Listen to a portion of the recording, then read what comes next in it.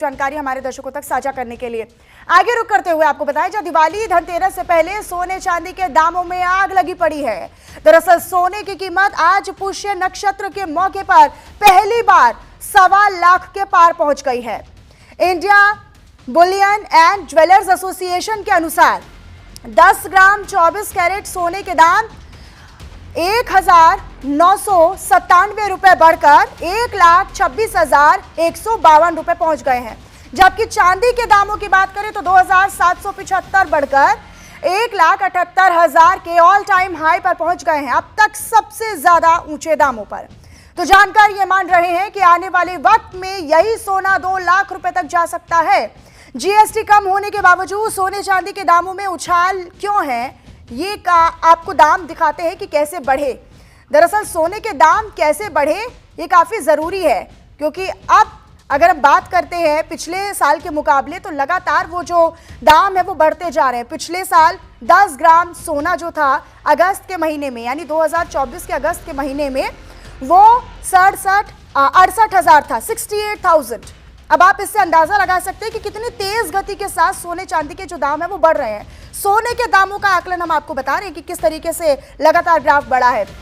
2024 अक्टूबर में जहां 79,775 ये दाम था, फिर बढ़ा अप्रैल महीने में 2025 के अप्रैल में 88,000 पहुंच गया, और सितंबर में इसी साल 2025 के सितंबर महीने में 1,14,000 ये दाम पहुंच गया, और 14 अक्टूबर को 1,26,152 रुपए ये कहा जा रहा है कि 2 लाख में 10 ग्राम सोना होगा।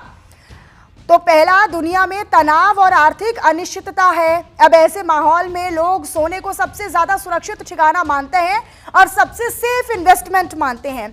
दूसरा कि अमेरिकी डॉलर की कमजोरी भी है। जैसे जैसे डॉलर गिर रहा है, सोने के दाम वैसे वैसे ही बढ़ रहे हैं। तीसरा बड़ा कारण बैंकों की तगड़ी खरीदारी। रूस से लेकर चीन तक तमाम देश अपने अपने खजाने में सोना जमा कर रहे हैं। चौथा बड़ा फैक्टर भी जान लीजिए, त्योहारी डिमांड और रुपए की कमजोरी दोनों मिलकर सोने को और महंगा कर रहे हैं। और अगर यही ट्रेंड चलता रहा तो अगले साल सोना 1.5 से 2 लाख रुपए तक पहुंच सकता है। विशेषज्ञ कहते हैं, एक्सपर्ट से कहते हैं कि सोना सिर्फ गहना नहीं बल्कि हर हालात में काम आने वाली सुरक्षा है। फिर से दोहराऊंगी कि एक बड़ी इन्वेस्टमेंट है, ऐसे एक्सपर्ट्स भी कहते हैं। और यही वजह है कि आने वाले सालों में इसकी चमक और भी बढ़ने वाली है। तो सवाल ये नहीं कि सोना महंगा होगा या नहीं होगा, सवाल ये है कि आपकी तिजोरी में कितनी जगह बची है सोने रखने की। तो देखिए, चांदी भी रिकॉर्ड ऊंचाई की तरफ बढ़ रही है। ये 3 लाख को पार कर सकती है, क्योंकि चांदी की चमक अब सिर्फ गहनों तक सीमित नहीं रही। दरअसल इलेक्ट्रॉनिक्स, सोलर पैनल और इलेक्ट्रिक व्हीकल्स में भी चांदी की भारी खपत होती है। लिहाजा एक्सपर्ट्स ये कह रहे हैं कि आने वाले समय में चांदी 3 लाख रुपए प्रति किलो के पार भी जा सकती है। एक बड़ा हाइक हो सकता है। अभी की बात करें तो अभी चांदी 1,78,000 के ऑल टाइम हाई पर पहुंच गई है, जैसे कि हमने आपको पहली भी रेट की आंकड़ा जो था वो शेयर किया। और आपको बताएं कि चांदी की तेजी के पीछे कई बड़े फैक्टर्स जो एक्सपर्ट्स मानते हैं। निवेशक सोने और चांदी जैसे सुरक्षित धातुओं की ओर लगातार बढ़ रहे हैं। डॉलर और यूरो की कमजोरी भी इसका फैक्टर है। मुद्रा कमजोर होने पर चांदी की कीमत बढ़ जाती है ऑटोमेटिकली। भारत में चांदी की मांग भी लगातार बढ़ती नजर आ रही है, और त्योहारों और विवाहों में, शादी समारोह के सीजन में भी चांदी के सिक्के, गहने और रिटेल निवेश की मांग में इजाफा होता है। रुपए की कमजोरी के साथ साथ निवेशक चांदी को सुरक्षित निवेश यानी इन्वेस्टमेंट मान रहे हैं। तो चांदी के दाम कैसे बढ़े वो भी जान लीजिए। प्रति किलो के हिसाब से आपको बताते हैं। मतलब 2024 के अगस्त महीने में ये चांदी का दाम जो था वो 80,000 प्रति किलो के हिसाब से था। फिर 2024 के अक्टूबर महीने में 1,289 ये पूरा रेट था। उसके बाद 2025 इसी साल के मार्च महीने में 1,01,999 ये दाम पहुंच गए। अप्रैल में भी 89,000, इसी साल के अप्रैल में 89,000 ये दाम पहुंच गए। फिर इसी महीने, इससे पहले महीने सितंबर महीने में 1,38,184 इसके दाम पहुंचे। और अभी की बात करें, फिलहाल जो चांदी के रेट चल रहे हैं वो 1,38,000 78,000 के ऑल टाइम हाई पर पहुंच गए हैं। आप इससे अंदाजा लगा सकते हैं, ये जो हम आपको ग्राफिक्स के जरिए ग्राफ बढ़ता हुआ दिखा रहे हैं कि अगस्त 2024 से लेकर अब अक्टूबर 2025 तक क्या रेट है वो हमने आपको बताया। मार्केट एक्सपर्ट प्रदीप मिश्रा हमारे साथ जुड़े हुए हैं। प्रदीप जी, बहुत स्वागत करती हूं मैं आपका न्यूज़ इंडिया पर। लेकिन अब आम नागरिक इसे कैसे समझे? मतलब लो, अभी देखिए त्योहारी सीजन है, लोगों के घरों में शादी ब्याह भी है, लेकिन इसे कैसे समझा जाए, कैसे कंट्रोल होगा ये जेब पर? देखिए, मैं रियल एस्टेट इंडस्ट्री के बारे में बताऊं तो रियल एस्टेट में भी इस समय, चूंकि त्योहारी सीजन में लोगों का एक ट्रेडिशनल सेंटीमेंट होता है और लोग प्रॉपर्टी में भी इन्वेस्ट करना बहुत चाहते हैं। तो इस सेंटीमेंट्स में कुछ चीजें प्लस हो गई हैं, जैसे जीएसटी के रेट का रिडक्शन और इफेक्टिव जो होम लोन का इंटरेस्ट रेट है इनका कम होना, इन्होंने प्रॉपर्टी की खरीदारी में भी अच्छा खासा इजाफा किया है। अमूमन देखा जाता है कि करीब 10 से 15% ज्यादा ट्रांजैक्शंस होती हैं इस टाइम पर। और जब गवर्नमेंट का एक अच्छा कट भी आया है जीएसटी के रेट का, और जैसे मैंने बताया कि इंटरेस्ट रेट भी काफी कम है होम लोन के, तो इसका बेनिफिट मार्केट में दिख रहा है। खरीदार जम के खरीदारी करने के मूड में है। और सबसे बड़ी बात है कि वो रेट जो मार्केट स्टैंडर्ड के हिसाब से है, अगर डेवलपर का रेट है या जो प्रॉपर्टी खरीदने जा रहे हैं वो मार्केट के हिसाब से है, तो उस पर बाइंग अच्छी खासी हो रही है। और इस टाइम पर रियल एस्टेट डेवलपर्स अच्छी इंसेंटिव स्कीम्स, एडिशनल डिस्काउंट्स और इसमें कुछ इलेक्ट्रॉनिक आइटम जैसे रेफ्रिजरेटर, एसी, कोई आपका रजिस्ट्रेशन फ्री अपनी तरफ से करने लगता है। तो ऐसी कई स्कीम्स डेवलपर देकर बायर्स को अट्रैक्ट करते हैं, क्योंकि इस ऑस्पिशियस टाइम का पूरे साल इंतजार रहता है और इस टाइम पर बायर जम के खरीदारी करते हैं। तो डेवलपर भी अच्छी स्कीम देके बल्क में सेल करना चाहते हैं, जिससे कि स्टॉक मेंटेन ना हो, क्योंकि लिक्विडिटी स्टॉक रिलीज होने पर ही आती है। तो डेवलपर्स का भी फोकस रहता है।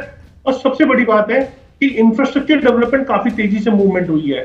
तो जहां जहां इंफ्रास्ट्रक्चर डेवलपमेंट हुई है और कनेक्टिविटी खुली है, वहां वहां बायर्स का इंटरेस्ट ज्यादा हुआ है। ये सबसे इंपॉर्टेंट चीज देखने को मिली है कि कनेक्टिविटी ने बायर को जो दूर की रिमोट लोकेशंस हैं उनको भी पास लाके खड़ा कर दिया है। तो अब बायर उन लोकेशंस पे भी ठीक ठाक बाइंग कर रहे हैं, अगर उनके बजट के हिसाब से उनको प्रॉपर्टी मिल रही है तो।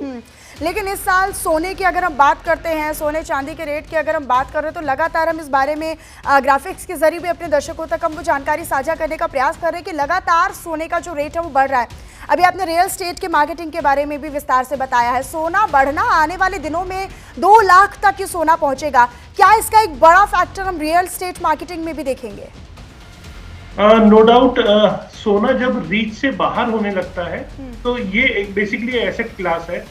आप हमेशा कोई ना कोई म्यूचुअल फंड में जा रहे हैं या गोल्ड बाय कर रहे हैं या फिर आप रियल एस्टेट में आ रहे हैं। तो रियल एस्टेट जहां अफोर्डेबिलिटी है वहां लोगों को सेंस ऑफ सिक्योरिटी भी मिलती है। देखिए, गोल्ड आप रख लेते हैं या ईटीएफ में ले लेते हैं, लिक्विडेट कर सकते हैं, लेकिन जो प्रॉपर्टी है वो आपको सेंस ऑफ सिक्योरिटी देता है। अगर आपने सेकंड प्रॉपर्टी खरीदी है तो वो एक रेंटल इनकम भी देता है। तो ये रियल एस्टेट के अंदर देखने को मिला, ये पॉजिटिव ट्रेंड जो लोगों को एक सिक्योरिटी देता है। इस कारण से लोगों का रुझान रियल एस्टेट में ज्यादा रहता है, क्योंकि ये हमेशा से कहा गया है, बड़े बूढ़ों ने भी यही सिखाया है कि छत आपकी अपनी होनी चाहिए। जो छत की चाहत है वो आजकल देखा गया है कि जेनजी भी अब छत की चाहत में अर्ली स्टेज में, मतलब मैं कहूंगा 20 से 25 की एज में भी प्रॉपर्टी बाय कर रहे हैं। मतलब छत की चाहत पूरी होगी, लेकिन सोने जेवर की चाहत को आपको दबाना पड़ेगा। हाँ, कहीं ना कहीं तो कॉम्प्रोमाइज करना पड़ेगा जब आपके बजट से चीजें निकल रही है। और अगर आप रियल एस्टेट नहीं ले पा रहे हैं तो जरूर आपको गोल्ड को बाय कर लेना चाहिए, क्योंकि ये एक अच्छा एसेट क्लास है और अपने बजट के हिसाब से ही हमें काम करना चाहिए। हाँ। अच्छा, लेकिन अगर अभी जो नई जनरेशन है वो बहुत ज़्यादा कंफ्यूज रहती है कि एसेट अगर हमें लेना है या कहीं पर इन्वेस्ट करना है तो हमें रियल एस्टेट में इन्वेस्ट करना चाहिए या गोल्ड परचेज कर लेना चाहिए। लेकिन जब हम इतने सारे रेट्स देख रहे हैं, लगातार हाइक हो रहे हैं, इसी महीने में, पिछले महीने में 14,000 तक था, मतलब 1,14,000, और आज ये रेट अगर हम बात करते हैं तो 1,25,000 को भी पार कर गया है। ऐसे में क्या एडवाइस आप आज की जनरेशन को देना चाहेंगे सर? देखिए, एडवाइस मेरी मनीषा यही रहेगी कि आपको हमेशा अपने बजट में काम करना चाहिए। अगर आपको लगता है कि आपकी प्रायोरिटी आपके बजट को मैच कर रही है, वही आपको एसेट क्लास बाय करना चाहिए, चाहे वो गोल्ड हो या म्यूचुअल फंड हो या रियल एस्टेट हो। काम हम बजट के अंदर करें और फ्यूचर को सोच के करें। आज आपको नहीं सोचना है, अपने फ्यूचर को लेके भी प्लानिंग करनी है, तो प्लानिंग के तहत जो एसेट क्लास आपको सूटेबल है, आपको उसे जरूर बाय करना चाहिए। बहुत शुक्रिया हमारे साथ जुड़ने के लिए प्रदीप मिश्रा जी। हमारे साथ आप जुड़े, फाउंडर हैं ओरम ग्रुप के।